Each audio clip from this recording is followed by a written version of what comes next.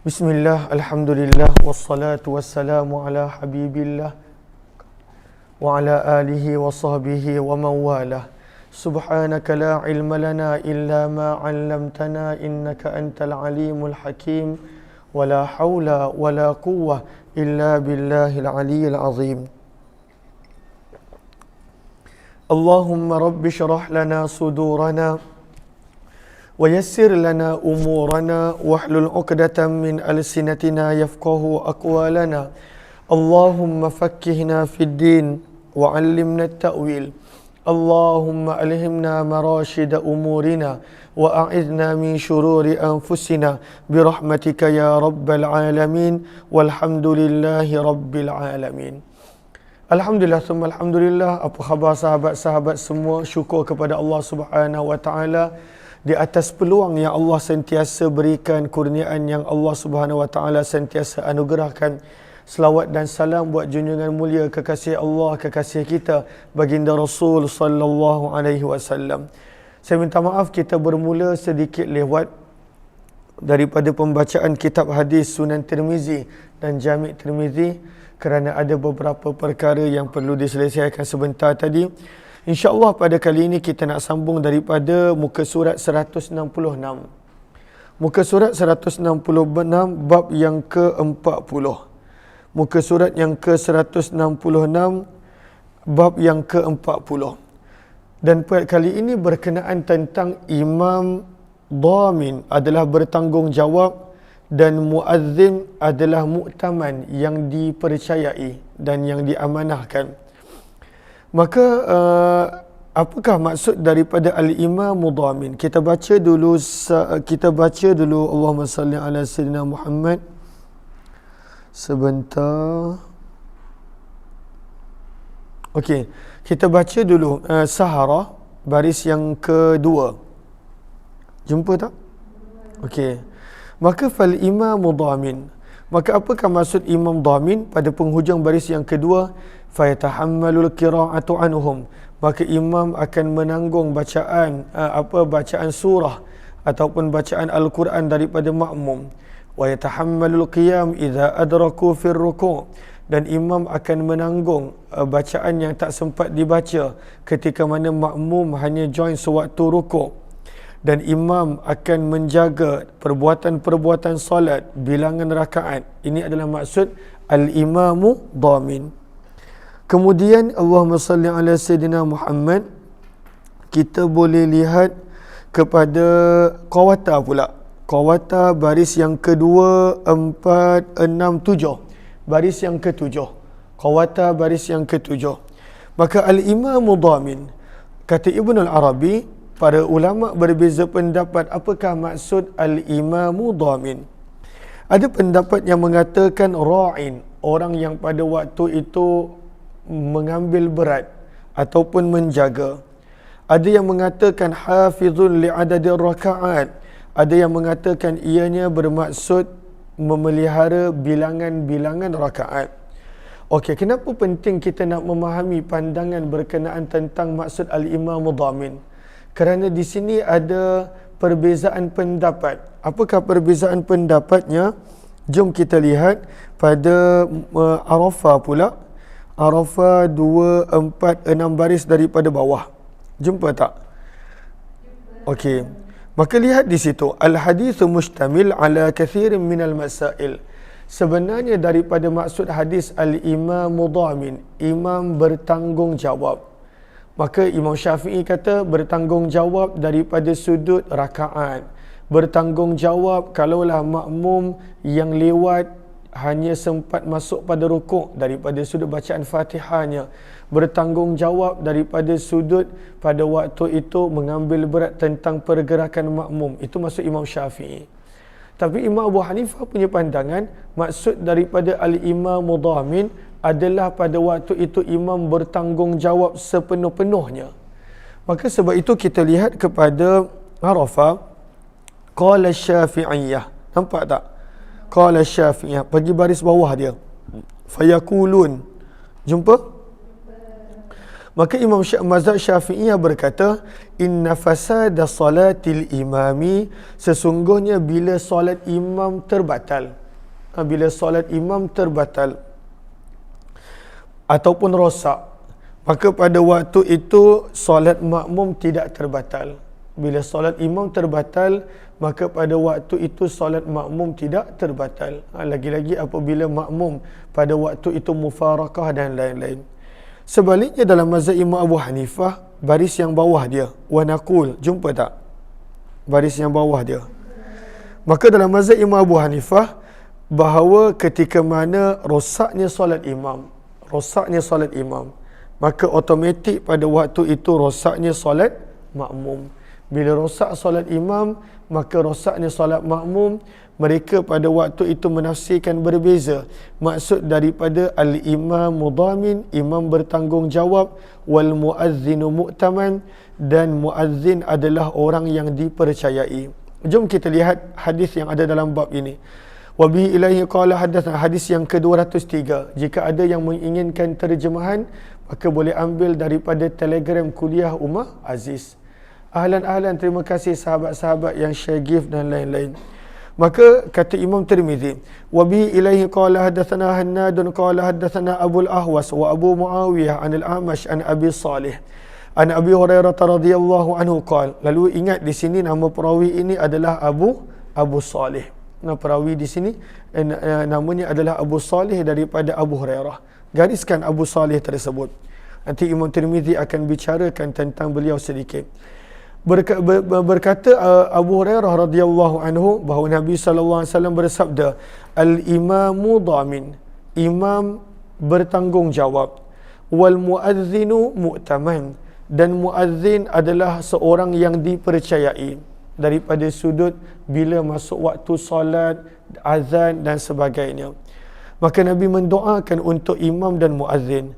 Maka sabda Nabi, Allahumma arsyidil a'immah, ya Allah bimbinglah para imam, waghfir lil muazzinin, dan ampunkanlah dosa para muazzin.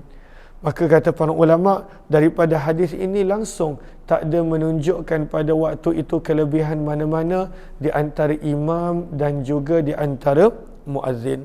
Qala Abu Isa, berkata Imam Tirmizi, wa fil babi, di dalam bab ini adalah ada riwayat-riwayat yang seumpamanya daripada Aisyah radhiyallahu anha, Sahal bin Sa'ad As-Sa'idi, Uqbah bin Amir Al-Juhani. Kata Imam Tirmizi, hadis Abu Hurairah radhiyallahu anhu telah diriwayatkan juga oleh Sufyan Ats-Tsauri dan Hafs bin Ghiyath dan lain-lain daripada A'mash, daripada Abu Salih, daripada Abu Hurairah, daripada Nabi sallallahu alaihi wasallam. Maka ada anak murid yang lain yang meriwayatkan hadis daripada Abu Salih selain daripada perawi yang kita baca tadi, iaitu A'mash. Warawa Asbat bin Muhammad anil A'mash, telah meriwayatkan Asbat bin Muhammad daripada A'mash. Maka A'mash berkata, hudithtu, menggunakan fi'il majhul, aku telah diriwayatkan daripada Abu Salih, daripada Abu Hurairah, daripada Nabi sallallahu alaihi wasallam. Begitu juga dalam riwayat yang lain, dan telah meriwayatkan Nafi' bin Sulaiman daripada Muhammad bin Abi Salih, daripada ayahnya Abu Salih, daripada Aisyah, daripada Nabi sallallahu alaihi wasallam, hadis yang sama. Maka antara poin yang Imam Tirmizi nak highlightkan adalah bahawa Abu Salih dia ada meriwayatkan daripada dua orang sahabat. Satu sahabat yang bernama, siapa perawi tadi sahabat Nabi? Abu Hurairah. Dan yang kedua adalah Ummul Mukminin Aisyah radhiyallahu taala anhum. Maka kata Imam Tirmizi pada hujung itu, wa sami'tu Abu Zur'ah, salah seorang daripada gurunya juga. Kata Imam Tirmizi, lalu ada dua riwayat yang Abu Salih ambil. Satu daripada Abu Hurairah dan yang kedua daripada Aisyah. Maka yang mana satu lebih kuat? Maka di sini Imam Tirmizi kongsikan. Kata Imam Tirmizi, dan aku telah mendengar Abu Zur'ah berkata, hadis Abu Salih daripada Abu Hurairah adalah lebih sahih berbanding daripada hadis Abu Salih daripada Ummul Mukminin Aisyah. Ini pandangan Imam Abu Zur'ah. Kata Imam Tirmizi lagi, wa sami'tu Muhammadan, dan aku telah mendengar Imam Bukhari berkata, hadis Abu Salih daripada Aisyah, as-sahhu adalah lebih sahih. Dan kemudian kata Imam Tirmizi, wa zakara, dan telah menukilkan daripada Ali ibn al-Madini, yang mana beliau tidak mensabitkan hadis Abu Salih daripada Abu Hurairah dan tidak daripada Abu Salih daripada Aisyah berkenaan tentang perkara ini. Maka di sini Imam Bukhari dan Imam Abu Zur'ah memilih riwayat Abu Salih daripada Aisyah Ummul Mukminin, sanadnya lebih kuat berbanding Abu Salih daripada Abu Hurairah radhiyallahu anhu. Bab jelas ke jelas? Bab yang ke-41. Babu ma yaqulu idza azzana al-muazzin.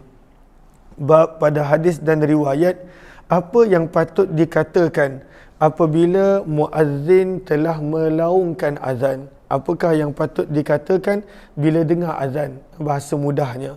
Maka lihat kepada Arafah, jumpa tak Arafah? Al-adhkaru fi asna'il azan. Jumpa tak? Okey, maka di sini kata para ulama berkenaan tentang hadis-hadis daripada sudut zikir sewaktu azan, selepas azan dan juga menjawab azan. Maka secara ringkasnya, maka kata para ulama, sabata azkar fi khilalil azan, telah sabit dan warid daripada Nabi SAW zikir-zikir sewaktu azan dan selepas daripada azan.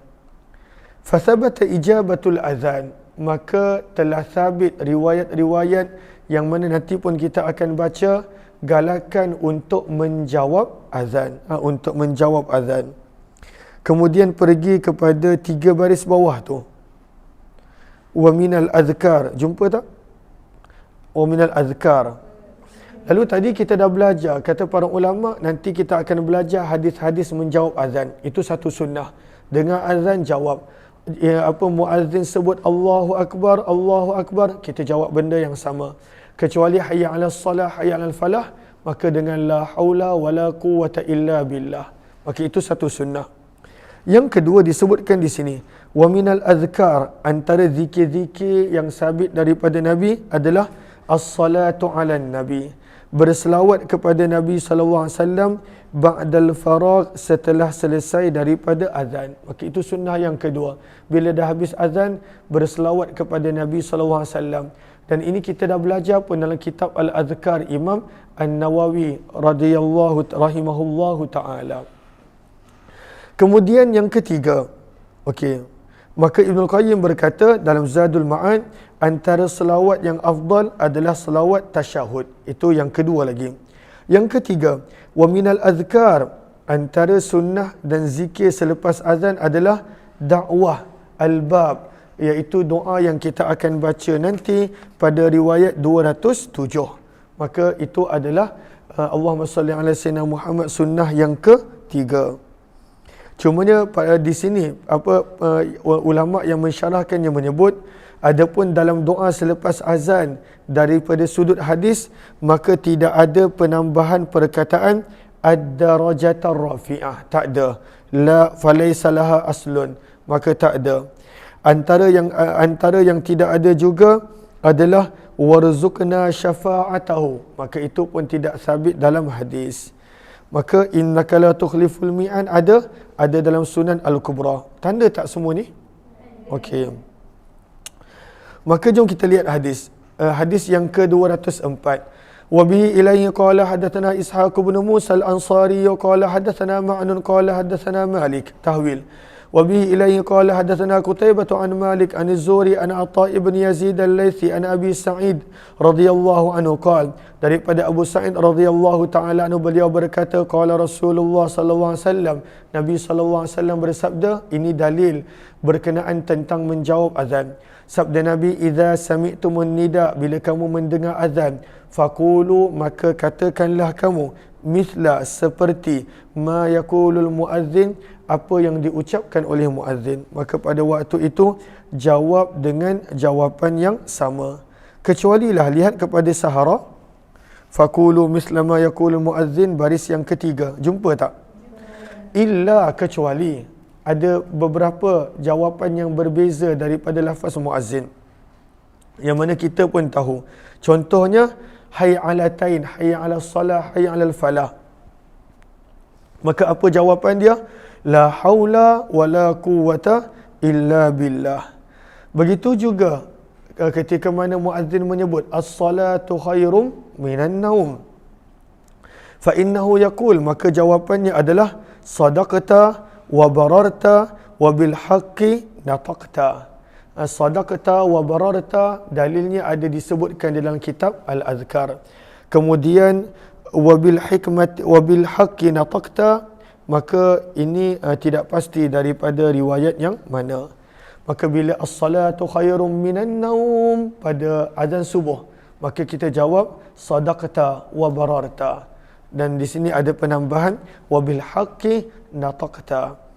Okey, jom kita lihat kata Imam Tirmizi, dan di dalam bab ini ada riwayat yang lebih kurang sama daripada Abu Rafi dan Abu Hurairah, Ummu Habibah, Abdullah bin Amr, Abdullah bin Rabi'ah, Aisyah, Mu'adz bin Anas, Muawiyah bin Abi Sufyan. Ini semua riwayat-riwayat yang lebih kurang sama tentang maksud hadis, iaitu bila dengar azan maka jawablah azan.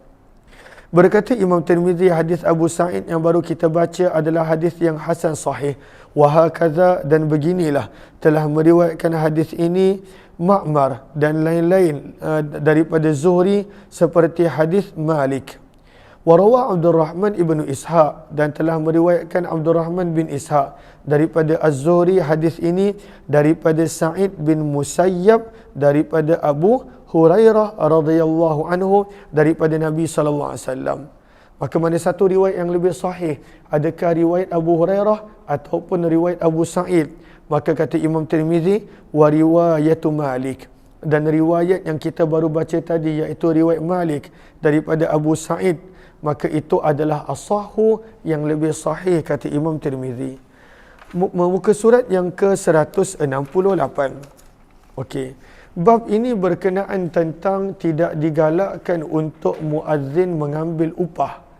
Dan ini menjadi pegangan para ulama-ulama yang terdahulu, di mana mereka tidak menggalakkan untuk mengambil upah. Namun ulama-ulama mutaakhirin pada waktu itu mereka mengatakan boleh untuk mengambil upah. Sebab itu lihat kepada Arafah, akhdhul ujrah, apakah hukum mengambil upah, alal azan, untuk melaungkan azan, dan lain-lain di sisi para ulama al-mutaqaddimin yang terdahulu, wal mutaakhirin, dan juga yang kemudian. Ahlan, terima kasih banyak-banyak sahabat-sahabat yang bagi gift. Terima kasih, jazakumullah khairah, terima kasih semua. Maka ada perbezaan pendapat di antara para ulama yang terdahulu dan para ulama yang terkemudian. Maka kata para ulama, nahal mutaqaddimun, para ulama salaf yang terdahulu, mereka melarang daripada mengambil sebarang upah untuk azan, iqamah, dan juga mengajar. Wa ajazal mutaakhirun, namun ulama-ulama yang kemudian pada waktu itu mengatakan boleh untuk mengambil upah. Dan termasuklah yang mengatakan boleh untuk mengambil upah adalah Imam Asy-Syafi'i rahimahullahu taala. Sebab itu lihat kepada dua baris selepas itu. Wa tamassaka Syafi'iyah. Jumpa tak? Okey. Wa tamassaka Syafi'iyah. Para ulama Syafi'i berpegang kepada dalil alal jawazi, boleh mengambil upah berdasarkan beberapa dalil. Antaranya adalah kisah Abu Sa'id Al-Khudri radhiyallahu anhu, di mana beliau mengambil sekumpulan kambing setelah beliau pada waktu itu menyembuhkan ketua kampung dengan membaca Al-Fatihah, ta'widz Al-Fatihah. Beliau baca Fatihah. Ada ketua kampung pada waktu itu sakit, kena gigit dan sengat dengan binatang berbisa, maka mereka pun tanya kepada para sahabat, ada tak yang boleh menyembuhkan? Maka Abu Sa'id Al-Khudri dibaca Al-Quran, dibaca Al-Fatihah beberapa kali, ada riwayat mengatakan 7 kali. Maka ketua kampung tersebut sembuh, maka dia bagi sekumpulan kambing, dan pada waktu itu Abu Sa'id ambil bawa jumpa Nabi, tanya kepada Nabi, dan Nabi SAW pada waktu itu tidak mengatakan apa-apa. Maka ini dalil para ulama Syafi'i antara banyak dalil yang lain mengatakan boleh mengambil upah untuk Al-Quran, imam, azan dan juga lain-lain. Jom kita lihat bab majaa, bab yang ke-42, bab pada hadis dan riwayat yang datang berkenaan tentang larangan. Karahiyah di sini bermaksud larangan. Larangan untuk mengambil muazzin akan upah bagi azannya. Riwayat 205. Wa bihi ilaihi qala hadatsana Hannadun qala hadatsana Abu Zubaid an Ash'ath anil Hasan an Uthman bin Abil As radhiyallahu anhu qala, kata Uthman bin Abil As radhiyallahu anhu, inna min, sesungguhnya di antara akhir yang paling akhir, ma'ahida ilayya, yang telah Nabi SAW pesan kepadaku. Bila Nabi SAW pesan ini, cek kepada Sahara, ay waqta russah ila Taif alal amal, bila Nabi hantar dia untuk ke Taif untuk sesuatu tugasan. Maka Nabi pesan kepada sahabat yang bernama Uthman bin Abul As. Apa Nabi pesan? Anittakhidh muazzina la ya'khudh ala adhanihi ajra. Maka sabda Nabi SAW, jadilah muazzin yang tidak mengambil sebarang upah untuk azannya. Maka ini yang menjadi dalil. Dan Imam Tirmizi pun pada waktu itu bersependapat bahawa muazzin tidak patut mengambil upah. Tapi mutaakhirin kata boleh berdasarkan hadis riwayat yang lain. Berkata Imam Tirmizi, hadis Uthman adalah hadis yang hasan. Wal amalu, dan amalan di atas perkara ini di sisi ahli ilmu, karihu, mereka tidak menyukai ataupun mereka tidak suka untuk mengambil upah di atas azan.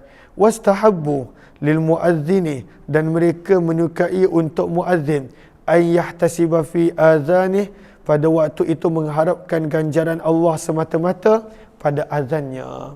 Pada azan mengharapkan ganjaran Allah semata-mata. Namun di zaman kita susah untuk mengguna pakai pandangan ini, sebab itu diambil pandangan para ulama yang terkemudian berdasarkan kisah Abu Sa'id Al-Khudri yang telah dikongsikan sebentar tadi. Bab yang ke-43. Maka kata Imam Tirmizi, bab pada hadis dan riwayat berkenaan, idza azzanal muazzin, apabila telah selesai azan, ma yaqulu minad du'a, apakah doa yang patut dibaca? Ma yaqulu, apakah yang patut dibaca minad du'a, daripada doa. Dah habis azan, apakah doa selepas azan? Maka ada dua doa yang dikongsikan di sini pada bab 43 dan 44. Jelas ke jelas takat ni? Riwayat 206. Wa bihi ilaihi qala hadatsana Qutaibah qala hadatsana Laits 'anil Hukaim bin Abdullah bin Qais an Amir bin Sa'd an Sa'd bin Abi Waqqas radhiyallahu anhu an Rasulillah sallallahu alaihi wasallam qala, daripada Sa'd bin Abi Waqqas radhiyallahu taala anhu, daripada Nabi sallallahu alaihi wasallam baginda bersabda, man qala, barang siapa mengucapkan, hina yasma'ul muazzin, ketika mana mendengar muazzin, hina yuazzin, sewaktu melaungkan azan, dan dia ucap, wa ana ashhadu alla ilaha illallah wahdahu la, sama-sama baca, wa ana ashhadu alla ilaha illallah wahdah la syarika lah wa anna muhammada abduhu wa rasuluh raditu billahi rabba wa bil islami dina wa bi Muhammad rasulah. Maka siapa yang membaca doa ini, hadis riwayat Sa'ad bin Abi Waqqas, selepas daripada azan, sabda Nabi sallallahu alaihi wasallam, ghafarallahu lahu dzunubah, Allah akan mengampunkan dosa-dosanya. Allah ampunkan dosa-dosanya. Doanya mudah. Maka pada waktu itu kita boleh tambah dalam doa selepas daripada azan, selain daripada doa selepas azan yang kita dah biasa dengar di TV, radio dan lain-lain. Berkata Imam Tirmizi, hadis ini adalah hadis yang hasan sahih lagi gharib. Kami tidak mengetahui tentangnya kecuali daripada hadis Lais bin Sa'ad daripada Hukaim bin Abdullah ibni Qais. Babun minhu, bab yang lain daripada doa selepas azan. Ini pun doa selepas azan. Bab yang ke-44. Riwayat yang ke-207. وبه إليه قال حدثنا محمد بن سهل بن عسكر البغدادي وإبراهيم بن يعقوب قال حدثنا علي بن عياش قال حدثنا شعيب بن أبي حمزة قال حدثنا محمد بن المنكدر عن جابر بن عبد الله رضي الله عنه قال daripada Jabir bin Abdullah radhiyallahu taala anhu, beliau berkata, baginda Nabi sallallahu alaihi wasallam bersabda, man qala, barang siapa mengucapkan, hina yasma'un nida, setelah mendengar azan, an-nida azan, apa diucapkan? Sama-sama ikut, Allahumma rabba hadhihi ad-da'wati at-tammah was-salatil qa'imah آتِ محمدا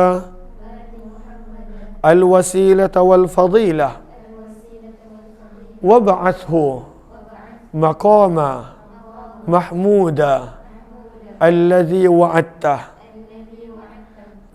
Kata para ulama, innaka la tukhliful mi'ad, tak ada dalam riwayat Tirmizi, namun ada dalam riwayat mana tadi? Sunan Al-Kubra lin-Nasa'i. Tak gariskan, kerana disebut tadi dekat muka surat 167 daripada baris yang keempat daripada bawah. Jumpa tak? In waziyadah, dan penambahan lafaz innaka la tukhliful mi'ad thabitun, ada di dalam Sunan Al-Kubra bisanadin qawi, dengan sanad yang kuat. Maka boleh ditambah innaka la tukhliful mi'ad, cuma tak ada dalam riwayat Tirmizi. Apa pula kelebihan baca doa yang ini? Tadi doa yang tadi itu diampunkan dosa. Sabda Nabi SAW, tak ada orang yang membaca doa ini illa kecuali halat lahu syafa'ah, halat, gariskan bawah dia, wajabat, maka wajiblah untuknya syafaat pada hari kiamat. Masya Allah. Sebab itu, bila dengar azan, jawab azan dan baca doa selepas daripada azan. Berkata Imam Tirmizi, hadis Jabir radhiyallahu anhu adalah hadis yang hasan gharib daripada hadis Muhammad ibn al-Munkadir. Kami tidak mengetahui seorang pun yang meriwayatkannya selain daripada Syu'aib bin Abi Hamzah rahimahumullahu ta'ala. Saya minta izin untuk minum sekejap. Bab yang ke-45.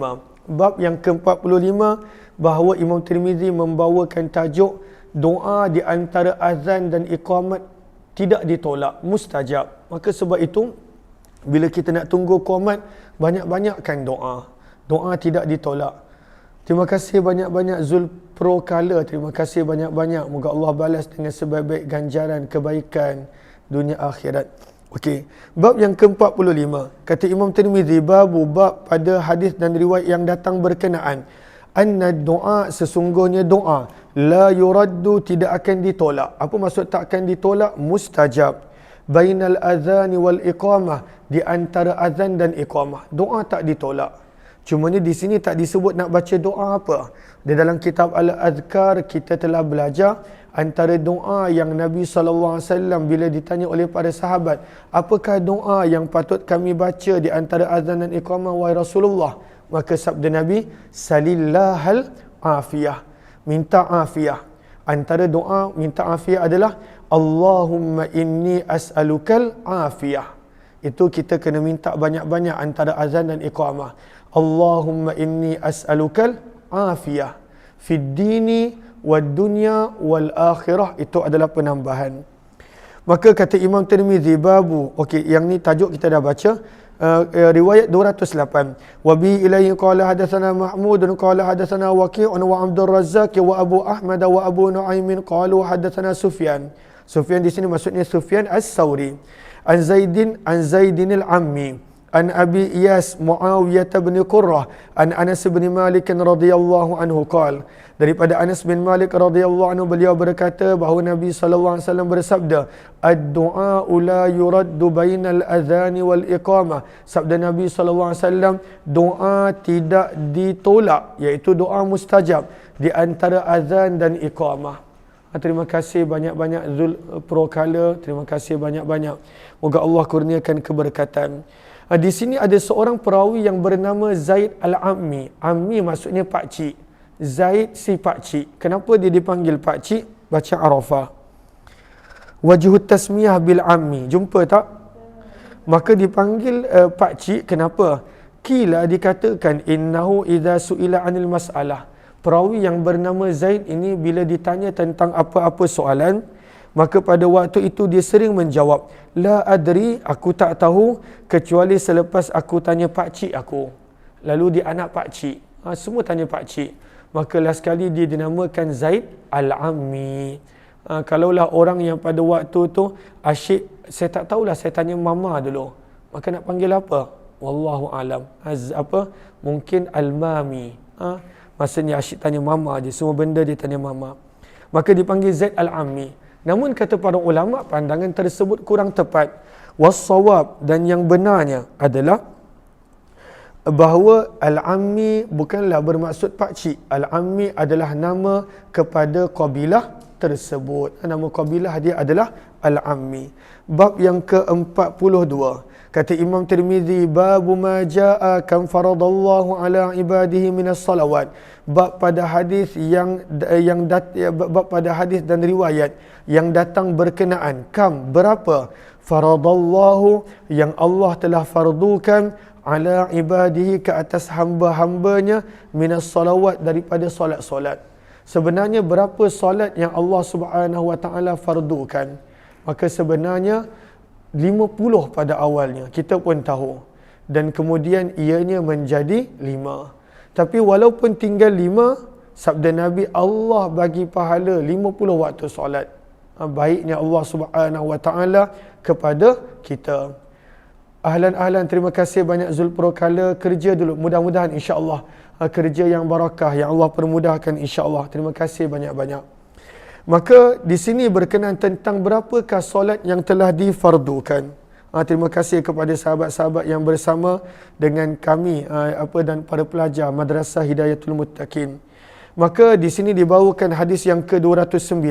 Wa bi ilaihi qala hadatsana Muhammad bin Yahya qala hadatsana Abdul Razzaq qala akhbarana Ma'mar an Az-Zuhri an Anas bin Malik radhiyallahu anhu qala, daripada Anas bin Malik radhiyallahu anhu beliau berkata, furidat alayya an-nabiy sallallahu alaihi wasallam, telah difardukan ke atas baginda Nabi sallallahu alaihi wasallam, lailata usriya bihi, pada malam baginda diperjalankan menuju kepada Allah. Berapa banyak solat? As-salatu khamsin, 50 solat. 50 yang telah difardukan. Thumma, kemudian, nukisat, telah dikurangkan. Hatta, sehinggalah, ju'ilat, dijadikan, khamsan, hanya tinggal 5. Thumma nudiya, kemudian telah diserukan dalam kurungan oleh malaikat. Malaikat menyeru, ataupun Allah menyeru. Maka pada waktu itu diseru, ya Muhammad, pada malam Isra' tersebut, wahai Muhammad, innahu la yubaddalul qawlu ladayya, sesungguhnya tidak akan ada perubahan ketetapan di sisiku, wa innalaka bihadzal khamsi, dan sesungguhnya untuk kamu dalam kurungan dan juga untuk umat kamu dengan 5 solat ini, khamsina, pahala 50 solat. Pemurahnya Allah, baiknya Allah, banyaknya peluang yang Allah Subhanahu wa taala berikan kepada kita.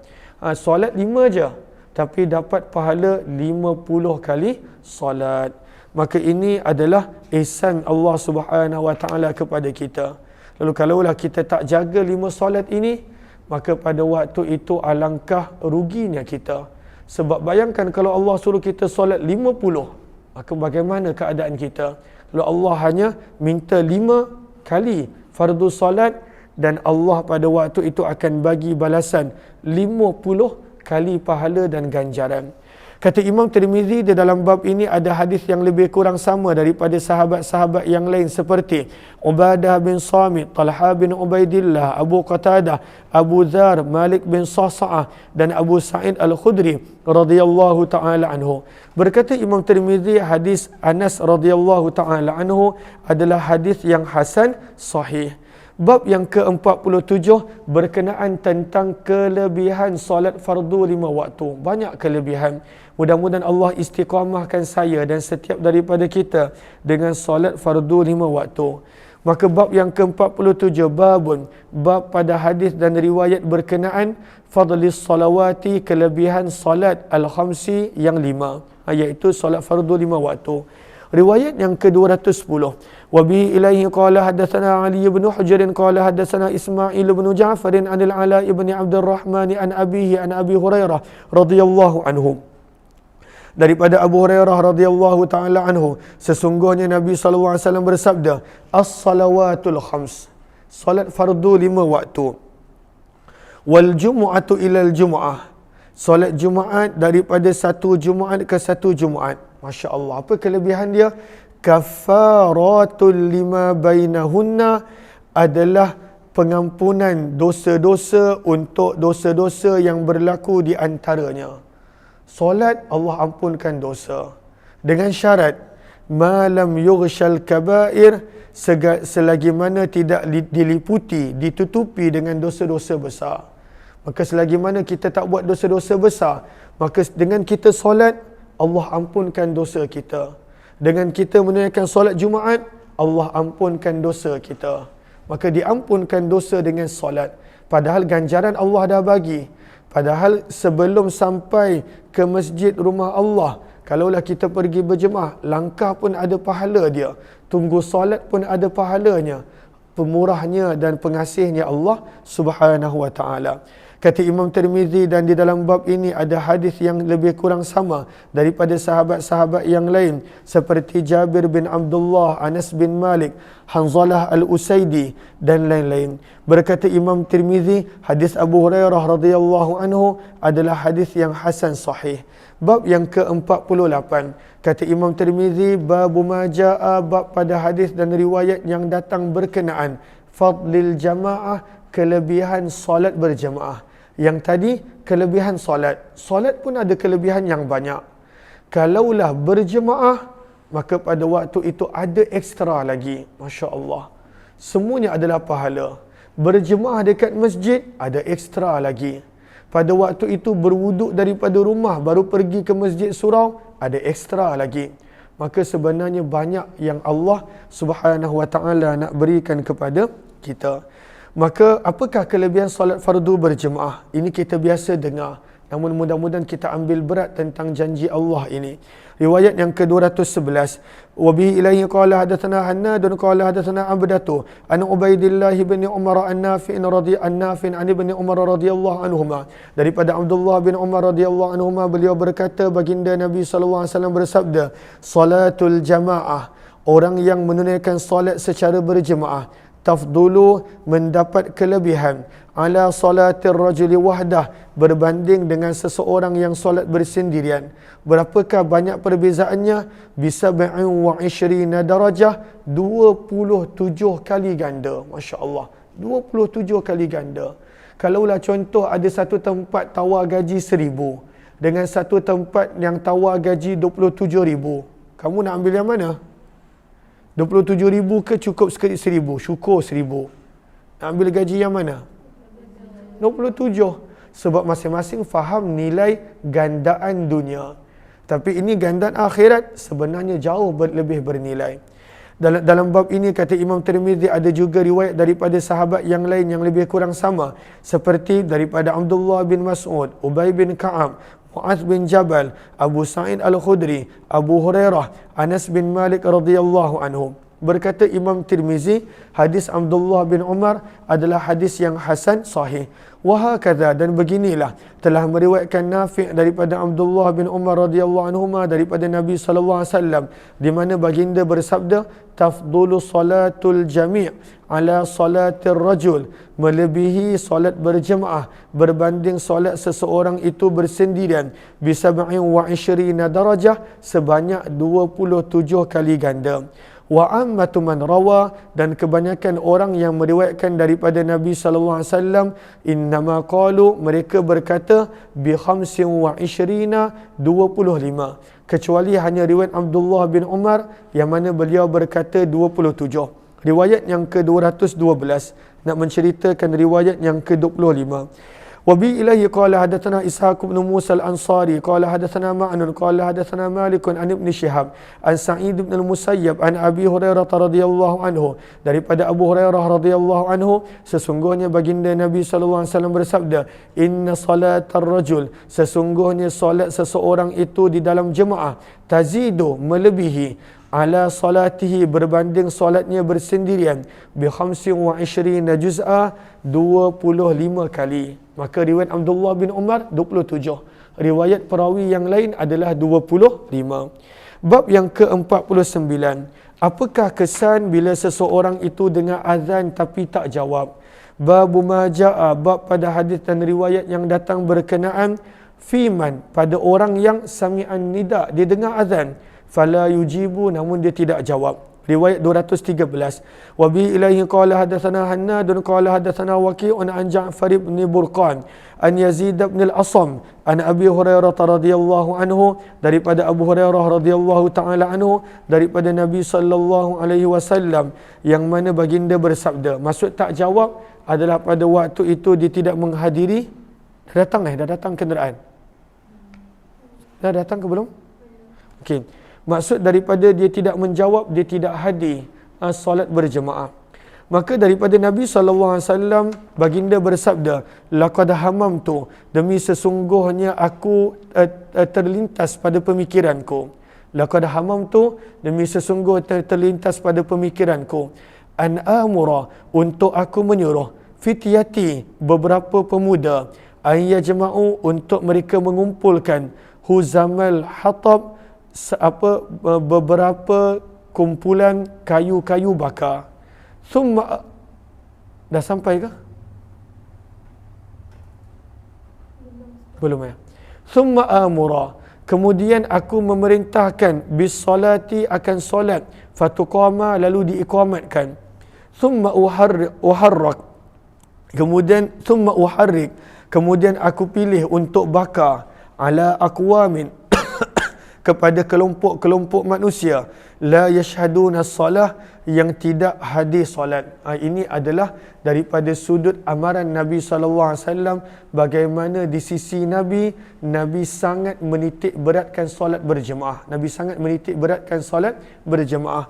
Maka kalaulah tidak solat berjemaah, dalam keadaan Nabi sayangkan umat, Nabi ada terlintas untuk membakar rumah orang yang tidak hadir solat berjemaah. Bukanlah Nabi buat betul-betul, tapi pada waktu itu Nabi SAW sangat mengambil berat solat fardu jemaah, solat berjemaah.